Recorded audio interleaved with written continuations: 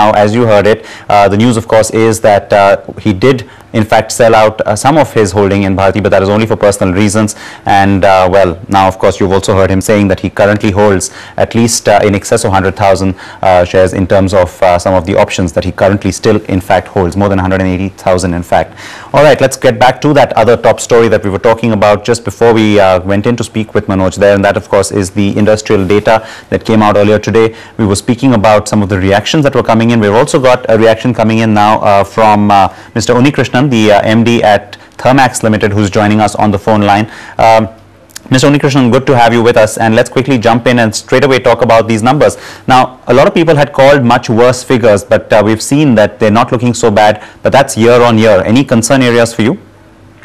Certainly, I am not unduly carried away by the numbers, especially for the sector that I do come from, has shown a growth incidentally. Capital equipments have shown 15.25% for the current month, previous month, versus 2.6 for the previous year.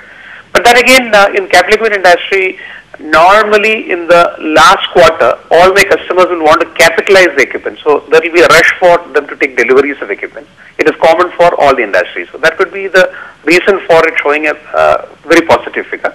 Otherwise, overall it's showing a negative of 0.5.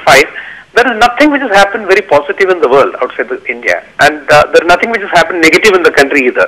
So these are, in my opinion, numbers. And there are some sectors already showing some positives. Automobile industry has done quite well in comparison to what they were in a difficult situation. All right, one quick point as well though, I mean capital goods in particular, we've again, if you look at it year on year, it's a more than a 15% growth that's shown up, but again month on month there has been a bit of a slip there. So your concerns when you say nothing specific or nothing special has happened across the world, all right, I'm told that we've lost the connection there with Mr. Unikrishnan, but as you heard him mentioning there that certain concern areas still very much remain, and that's perhaps true for various sectors and various industries as well. Let's go across now and be joined here on Power Lunch by Mr. Puneet Dalmia, the MD at Dalmia Cements, coming in at, well, halfway at lunch. Puneet, great to have you here on Power Lunch. It's been a while since we spoke, I suppose, so good to be talking to you. Let me jump into it and ask you exactly the same question. You know, we're talking about overall growth looking a little bit better than expected, but concern areas for the economy persist. Yes, I completely agree with you. You know, we've been, you know, ourselves surprised by the robust demand growth in cement over the last few months, and we have seen 8.5% demand growth in the months of December, January and February was 8.5% year on year. However, you know, we are seeing weakness in real estate and industrial capex, but we are seeing strong demand from rural markets, you know, and some demand also buoyed by government spending. So our own view is still very cautious about the future. You know, we are still, you know, hopeful that rural demand and infrastructure spending will make up for the slowdown in real estate and industrial capex. But we still remain very, very cautious about the, you know, future outlook. And our own belief is that demand growth may slow down to 5 to 6%. It's been a dismal couple of quarters, but despite that in February for most players we've seen, you know, a little bit of noise being created in terms of enhanced production, enhanced dispatches as well in terms of numbers. It's not exactly been the same for Dalmia Cements. So can you give us a few more details on that? Yes, you know, we had some unexpected shutdowns in our plants, and therefore, you know, our numbers for the last 2 months have been, you know, weaker than what we expected.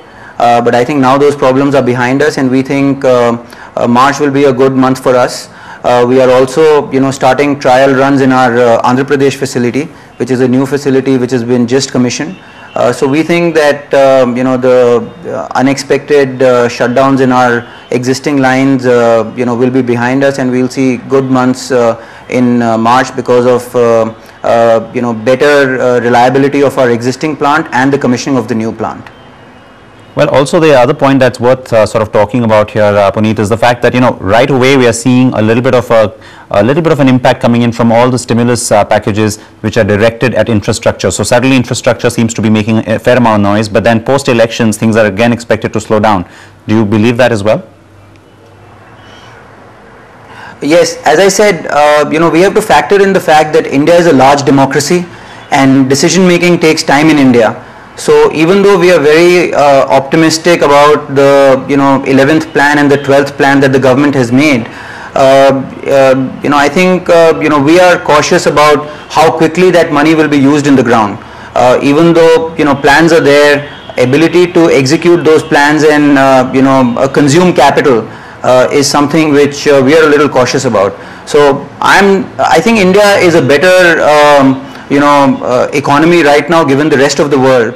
But I think our the optimism that we had in the last few years has to be tempered with realism and caution in the coming 12 to 18 months. I think there are a lot of uncertainty in the global macroeconomic scenario which India cannot be totally insulated from, and also the speed of decision making given our democratic framework takes time, and therefore I'm not sure that at least in the next 12 months we are going to see a huge consumption of capital in infrastructure.